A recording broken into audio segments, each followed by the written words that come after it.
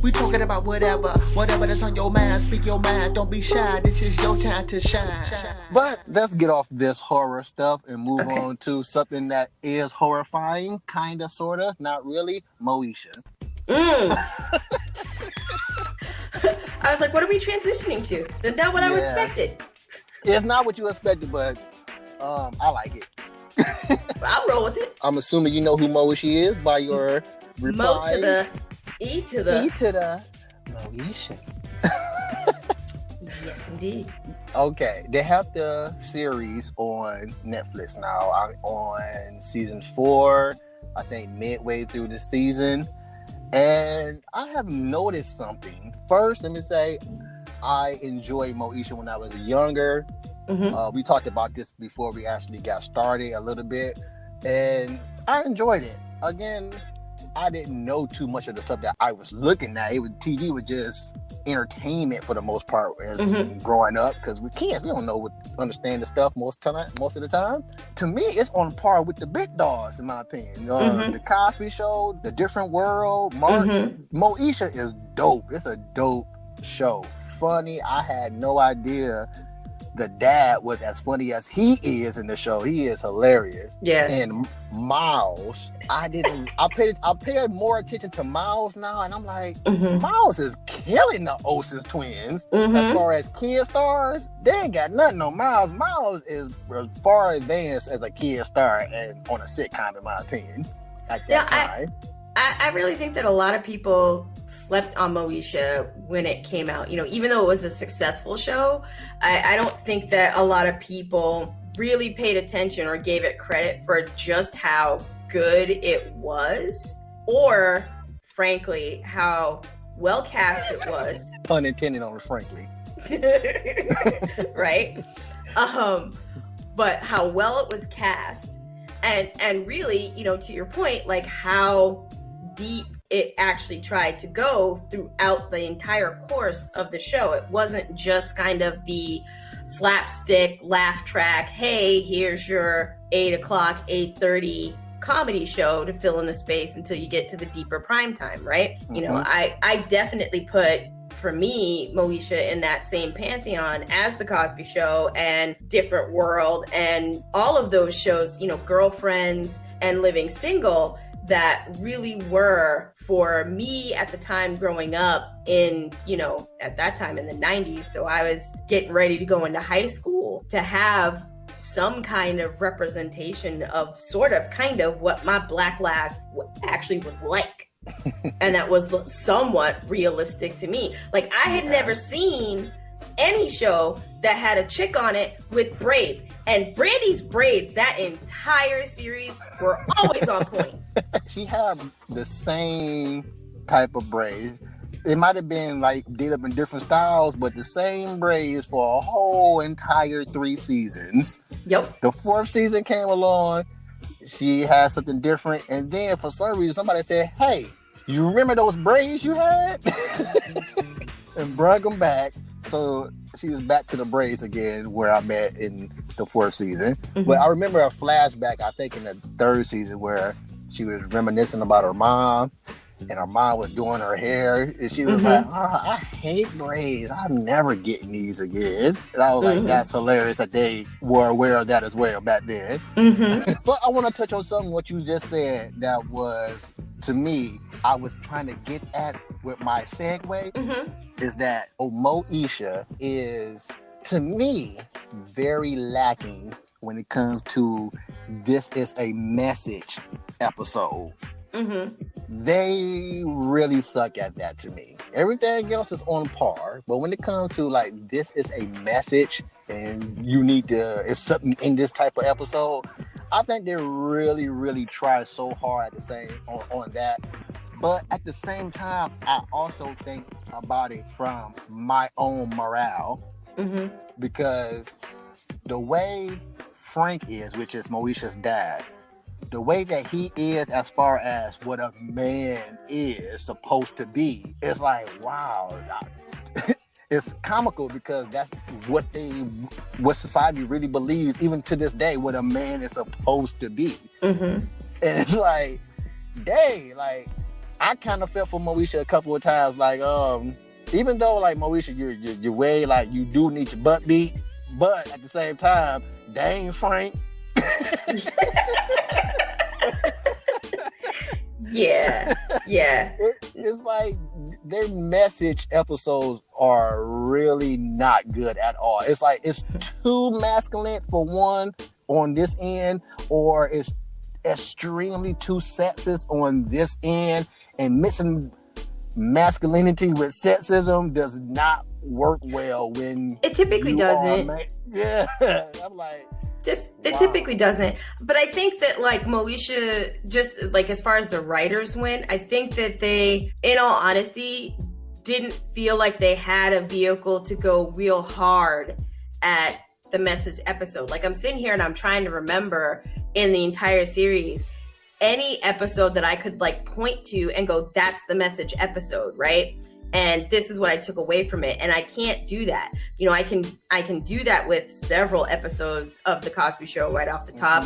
I remember when Dwayne Wade's car got painted with the N-word. Like, I remember that message episode. I remember the ones with, Rock. But I can't pick out, a message episode from Moesha. It very much, I think, tried to do that in a couple of places, but to your point, like, it was still soft, because at the end of the day, it was still really a vehicle for Brandy, and she had albums that were still dropping and kind of this really girly, soft image. And I think that, the writing staff was really careful about not wanting to put anything on that would be memorable in those ways that, like, a really well done message episode would do. Like, I can't see Kadeem Hardison and not remember that episode. I will never forget the episode of Fresh Prince when Ben Vereen left Will again. Like, like, it's to this why you day. gotta bring that one back up? Okay, to this day, that episode, I still get misty. Okay, when he's like, "Why you don't want me, man?" I'm like, "Fuck him." Yeah, you don't need.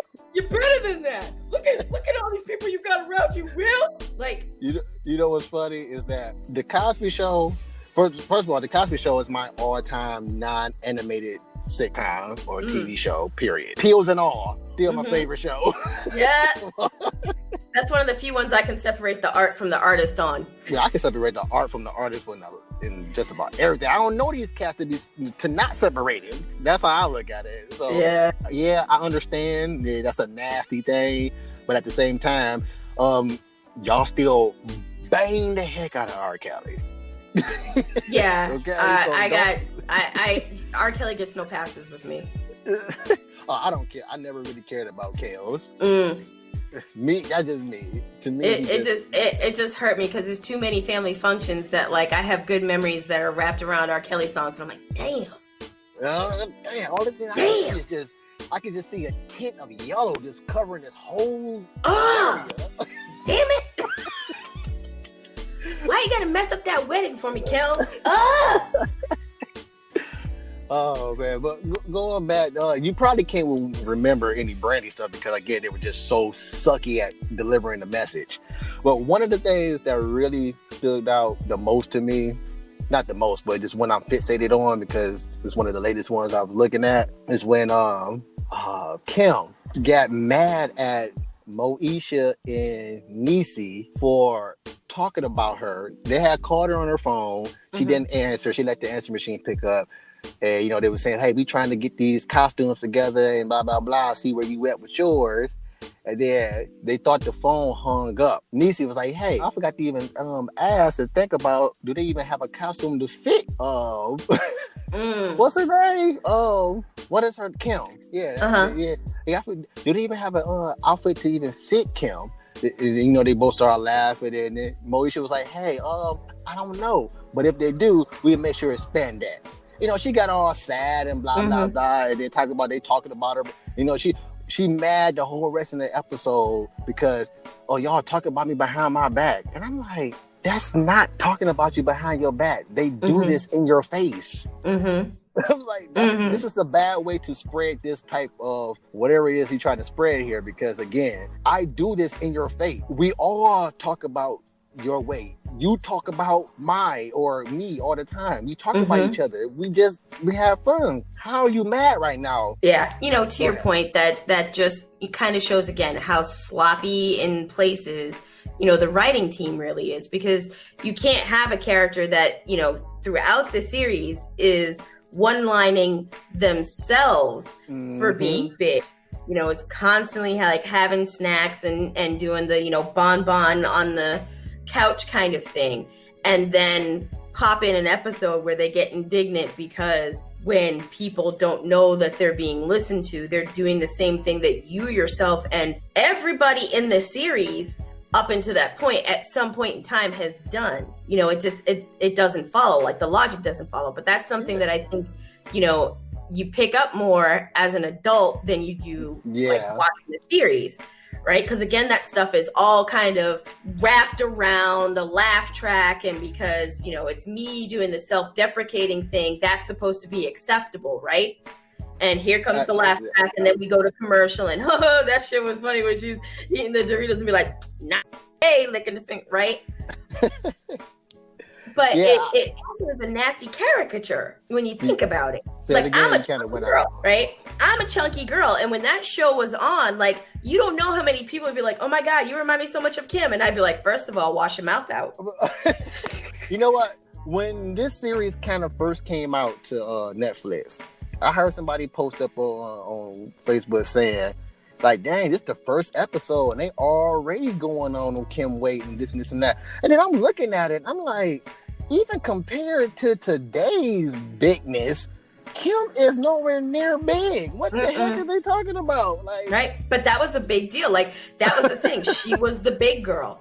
I know that she was considered the big girl, but looking at it now, it's kind of like, man, where is the actual Well, it's funny because we know that joke is meant for a big person, but looking at Kim and visually seeing that she is not as big as this joke is making her out to be, it's kind of like, well, let me just add more pounds to this joke is intended to. Because again, Kim is not big at all.